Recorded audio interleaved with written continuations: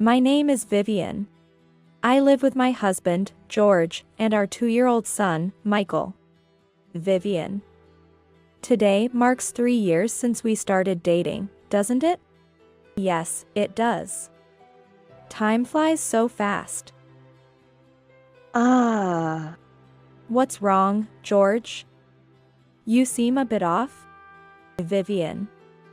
I have something I want to tell you today. I want you to marry me. Including George's proposal, we have shared various moments over time. Initially, the time spent with George was bliss for me. Wrapped in his kindness and thoughtfulness, I felt happy. However, as time passed, whether due to the daily busyness or other factors, our relationship changed. Hey, Vivian. Didn't I say I wanted roast beef today? Why is it just leftovers from yesterday? I can't help it, right? I have to take care of Michael. And I can't prepare anything too complicated. I don't need such excuses. Parenting is just taking care of Michael, right? Stop making such a big deal out of it. That's not fair. Working at my parents' company is tough. Well, I'm going to be the next president, so I have to endure it.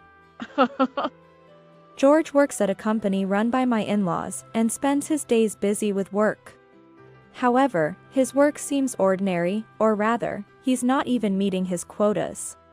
Yet he acts so high and mighty. Who's making a big deal here? I don't need dinner tonight. Oh, I might not come home tonight. I have golf with a senior from work tomorrow, so take care of things at home. Make sure to prepare a proper dinner tonight, okay? What is this? The taste is so bland. You really can't do anything right. Nowadays, smiles and conversations like those in our early days of marriage have decreased. And George spends less time at home even on weekends. He prioritizes going out with friends and his hobbies. While on maternity leave, I strive to protect our family. I wake up early to take care of Michael and manage the household chores, making sure dinner is ready by the time George returns. But at the same time, I'm also ignoring my feelings and exhaustion towards George. Occasionally, I look back on the past. I remember the happy moments of our early marriage and George's smile. Thinking about it, it seems we have changed quite a bit. Sigh. Mom. What is it, Michael? Mom. Michael hugged me with a smile. Recently, he's started calling me a mom more often, which makes me happy. He has been my support. I spend my days hoping that our relationship will deepen again as Michael grows. However, deep down, I know that our relationship has already cooled. One day, while cleaning the room before George went to work, I noticed George, who was supposed to be getting ready for work, coming down from the second floor. However, he wasn't in his usual suit but in casual clothes that I had never seen before. They must be new. Huh? Aren't you supposed to be at work today? Huh? I am going to work. Are you going dressed like that? What about your suit? I don't need it today. Seriously, stop nagging me. If I say it's fine, then it's fine. Don't butt in every time. I was just asking. That's what's annoying. Anyway, I'm leaving now. Saying this, George left through the front door as if escaping. I had a feeling that he wasn't going to his company. But where was he going? I tried not to think about the answer. The distance between George and me seemed to be growing ever wider. Our conversations were limited and had a somewhat cold atmosphere. The smiles and kindness of the past felt like a distant memory. Now, all that came from his mouth were criticisms and sarcasm. His comments like, try to make better food when looking at my cooking, or clean more thoroughly while I was cleaning. George's words were sharp, piercing my heart. What was wrong with me? Was it all my fault? I spent days self-questioning. I couldn't understand why our relationship had changed so drastically. Time passed without any clarity. I was busy with housework and taking care of Michael, yet why wasn't it enough in his eyes? The decrease in our conversations and his cold attitude hurt me. His words were no longer of kindness or consideration, but just criticism and sarcasm. Something inside me felt broken. And before I knew it, my love for George had completely faded. Memories and happy moments of the past became distant. And a sense of indifference spread in my heart. The bond of the family seemed lost. It was more emptiness than sadness. What was the point of everything I had done so far? Every time I thought about whether the time spent with George was all in vain, I couldn't help but sigh. Mom, look. I made this. Oh. Wow, that's amazing. Did you draw this, Michael? Yeah. This one is a dog, and this is a cat. Yes, yes. You're good at drawing, Michael. Michael's smile brought warmth to my heart. He was my support, giving me strength. As time went by, my feelings shifted. As my love for George faded, my love for Michael deepened. While watching his growth, I started to seriously consider my future. In short, divorce. I couldn't continue dragging on this relationship with George. He hardly contributed to parenting, let alone fulfilling his role as a father. I didn't think it was good to keep him around Michael. He might start making sarcastic remarks to Michael too. As harsh as it sounds, I felt nothing about the prospect of leaving George. I wasn't worried about money.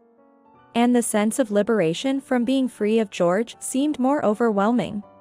However, there was something that concerned me. I was on my way to a promised meeting, with Michael in tow.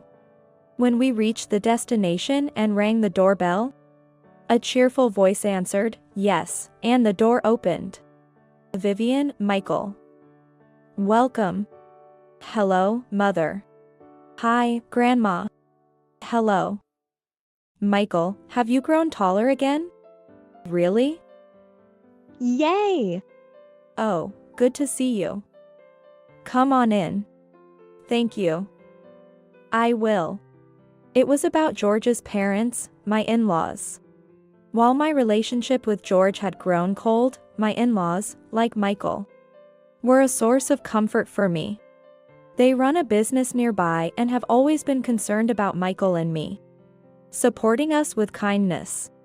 That's right, I bought some delicious sweets at the station front. I'll serve them with coffee now, so please have a seat and wait. Oh, let me help. No, it's fine. You must be tired from childcare, right? I was worried that George might be leaving everything to you. Ahaha. Just have a seat. You need to rest when you can. Thank you, Mother. My father-in-law and mother-in-law treated me like their own daughter. My relationship with them was a source of emotional support. They would invite us over almost every week and ask about our well-being. Their presence, listening to Michael's growth and my worries, was truly a relief as I grew tired of my relationship with George. So, Vivian, how are you doing? Is George helping properly with childcare? Well, George seems busy with work. Is that so? He does go out for work, but I thought his quotas weren't that strict. But outside work is hard too. I'm fine. Their voices were always kind, like comforting music to me. They cherished time with Michael, buying him toys and playing with him. Every time I experienced their kindness, I felt cherished too. Sometimes, my father-in-law would take Michael to a nearby park. Knowing Michael liked birds, he once bought him a bird book. Such thoughtful gestures deepened our relationship. My in-laws listened to my troubles, including issues with George and domestic difficulties. They responded with understanding and compassion. Their words of encouragement and advice filled me with gratitude. They brought a warm breeze into our home, and their kindness was a great help. I'm worried if George is causing you trouble. As my father-in-law played with Michael, my mother-in-law said this with a troubled smile. I couldn't help but respond with a wry smile. Perhaps she had sensed the complexity of my relationship with George from that time. No, it's fine. My mother-in-law still smiled worriedly at my answer. Sometimes, my father-in-law also showed concern for my feelings. He would create new recipes for me, knowing I liked delicious food, and comforted me while playing with Michael. Each time I felt his consideration, my heart found peace. Michael, what kind of animal shall we see next time? I want to see big fish next time. All right, let's go to the aquarium next time. Yay! Watching my father-in-law talking to Michael, I couldn't help but smile. Michael also loved his grandparents, showing them a carefree smile he didn't show George. Vivian, feel free to talk to us about anything. As we were leaving, my mother-in-law said this with a smile. It pained my heart a bit. Little did she know that I was contemplating divorce from George. I didn't want to sadden my in-laws if I could help it.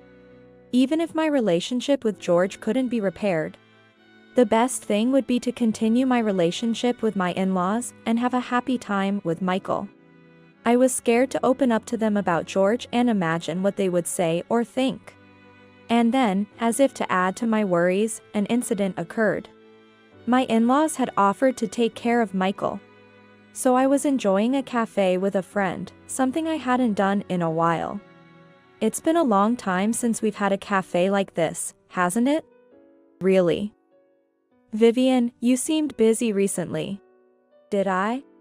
Yes. Hey, Vivian, has something happened with your husband recently? What do you mean? I tilted my head in confusion at my friend's hesitant question. My friend continued, looking even more troubled. Actually, I saw something the other day. Saw what? I saw your husband walking with a woman I don't know. For a moment, my mind went blank. But somewhere inside, I calmly thought, I knew it. Reflecting on George's recent behavior, there were many signs.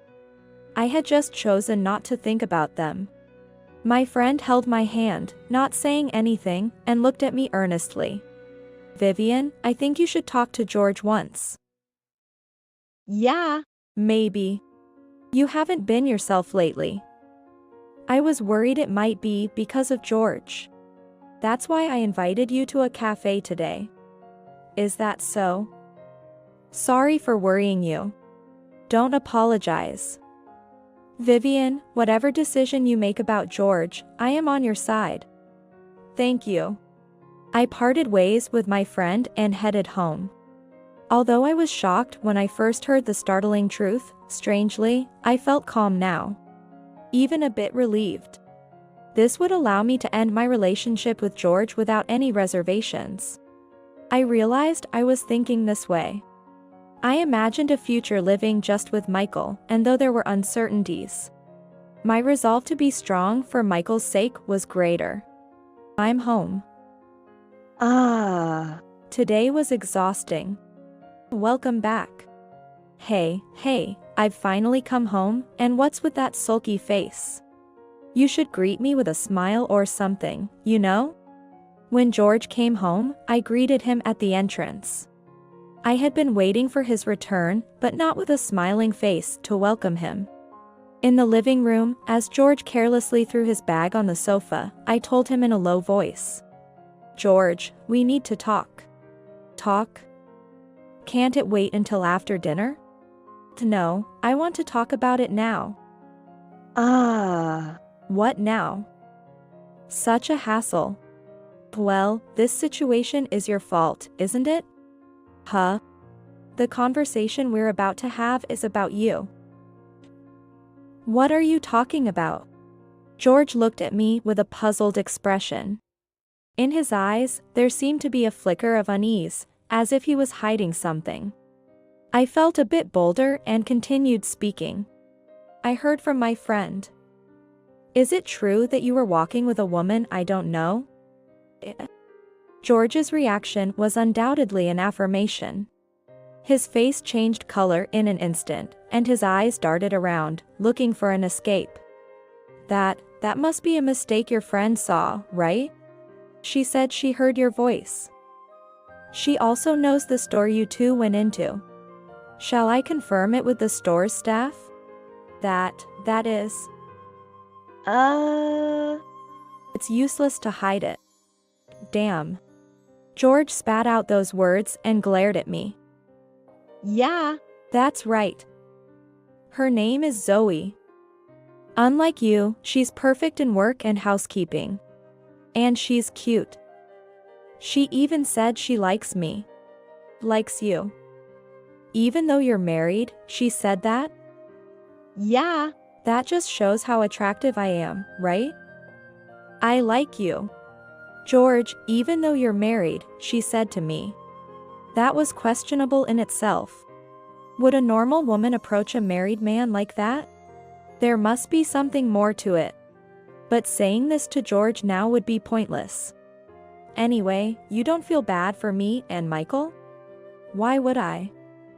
Rather, you should be ashamed for not supporting me more in my hard work. You know, I heard from your father and mother that you haven't even met your work quotas. Can you still say you're working hard? Shut up. I'm doing things my way. I'm going to be the next president, so don't interfere. With that attitude, I doubt you'll ever become the president. What did you say? Fine. I'm done with you. Let's divorce. George pointed at me and shouted. I wished he would be quieter since Michael was sleeping. I'll divorce you and marry Zoe. Do whatever you want. That's if Zoe wants to marry you. Don't talk bad about Zoe. You're just jealous of her, aren't you? That's not the case. George seemed to misinterpret my dumbfounded silence for shock. I'll show you. You'll regret this when you come begging to me later, he said and stormed out of the house. He probably went to Zoe's place. I impulsively tried to follow him and tripped over the edge of a slightly lifted carpet. Losing my balance, I fell and hit my back hard against the table. Ouch. Overwhelmed by an intense pain I had never felt before, I groaned. Unable to move, I somehow crawled to my smartphone nearby and called an ambulance. As pain engulfed me, my consciousness began to fade, pulling me into darkness. Vivian. Mom. Where am I? When I woke up, I was lying in a hospital bed. My head was spinning, and my body ached all over. A nurse quickly came to my aid and called a doctor. Seeing my anxious state, they explained what had happened and tried to calm my nerves. It's okay, you'll gradually recover. Yes, thank you. Anyway, it's good that your life isn't in danger.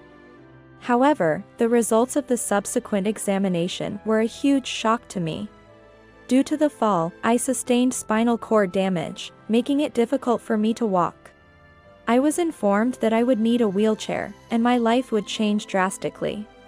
After being discharged, life at home was more challenging than I anticipated. I realized I couldn't do household chores, childcare, or even take care of myself alone. At the suggestion of my in-laws, I decided to live in their house for a while. Since I couldn't ask George for help and Michael was there too, I had no choice but to rely on their kindness. They must have been suspicious of George for not showing up despite my condition. I knew I had to tell them the truth soon. Just as I thought this, the front door of my in-laws' house opened with a loud noise. You, George. Where have you been? Ignoring the contact when Vivian is in such a condition. Hey. So, she's really in a wheelchair, huh? George. George looked at my condition and uttered mocking words. A useless woman who can't do household chores or childcare is of no use to me. Hurry up and divorce me, and pay me compensation for all the trouble. How can you say such a thing to Vivian? It's okay. Vivian. Let's get a divorce. I'm sorry, father, mother. I can't stay with George anymore. Surprisingly, George's cruel words didn't hurt me. It meant my love for him had completely faded. Contrary to the surprised in-laws, George was in a very good mood. Oh, good that you understand. Now I can freely marry Zoe. George, were you seeing another woman? Yeah. So what? What a man. Despite having Vivian. But Vivian is boring, not particularly cute.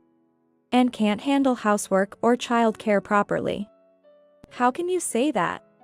Vivian has been trying so hard with housework and raising children. Yeah. Whatever. Anyway, I've decided to be with Zoe. Dad, it's time to hand over the company to me, you're getting old. Nonsense. I won't let someone like you take over the company. Come on, who else is there but me? Anyway, I'm busy, so I'm going. Send me the divorce papers by mail. Okay, I will. After separating from George, I started a new life. Currently, I'm living comfortably in a house introduced to me by my in-laws. Thanks to the helper I hired on my in-laws' recommendation, my daily life feels easier than before. However, amidst all this, an unexpected development was waiting. One day, while I was peacefully spending my time, the doorbell rang. Turning to the monitor, I saw George, his face a mix of confusion and desperation. Hey, Vivian. What the hell is going on? Oh, George. What's up? I replied with a smile to George's words. I had a feeling I knew what he was going to say. I got fired from the company. I suppose so. What's going on? Dad just keeps saying it can't be helped. Oh dear. Mom and Dad are saying you're no longer our son. We're cutting ties with you. That's tough. I quietly responded. George continued in a fluster. I didn't know about the stocks. I had no idea you owned 90% of my parents' company's stocks. Why didn't you tell me? Because you never asked. You're supposed to say that kind of thing even if I don't ask. So, what do you want to say in the end? You know what I want. I want you to cancel my dismissal. You're the one who fired me, right? If you own that much of the company, you can undo my firing. That's right. Please, Vivian. I've been rejected from all other company interviews. No other company will hire me except the current one. If you thought that, you should have worked more seriously. I'll work seriously from now on. So please, cancel my firing. You don't have to worry about being fired. Zoe can support you, can't she? Zoe dumped me the moment she realized I couldn't become president. She was only interested in my position as president. I thought as much. Please, Vivian. You're all I have left. Let's get married again. It would be better for you too, right? I was stunned by his words. What was he even saying? You're in a wheelchair, right? You need my help. And Michael, he needs his father. I felt a mix of shock and anger. How dare he say such things? My anger surged even more. I'm sorry, but the lady does not wish to speak with you anymore. Jack, the helper, interjected before I could angrily retort. Huh? Who are you? I'm talking to Vivian. As I said, the lady does not wish to converse with you. That can't be. Vivian needs me. That's right. I'll say it again. I have nothing to say to you, and I don't want to. Don't ever appear before us again. Why, Vivian? Hey. If you leave me too, then I am. Jack then forcefully turned off the monitor. I found myself unusually captivated by his behavior, as he rarely gets angry. I wonder why he is so upset. Jack is a man slightly older than me, a helper introduced by my in-laws. He's a bit stern but kind, and Michael has grown fond of him. I can't imagine life without him now. What is it? No, it's just rare to see you angry, Jack. Eventually, I heard that George, abandoned by Yumi and his parents, was walking a lonely path. But it no longer concerned me. Whatever his situation, he had no part in my life anymore. Supported by my in-laws and Jack, I was enveloped in a peaceful daily life in a new home. With Jack's support, I managed household chores and childcare better and began to regain confidence in my abilities. I met new people and shared smiles in my daily life. As my surroundings changed, so did my heart, gradually moving in a more positive direction. Although there was a past with George, I overcame it and found a new me. The paths chosen by George and me were different. He might be walking a lonely path filled with regrets, but I was walking toward a new future. And that future was filled with peaceful days and happiness, surrounded by beloved people.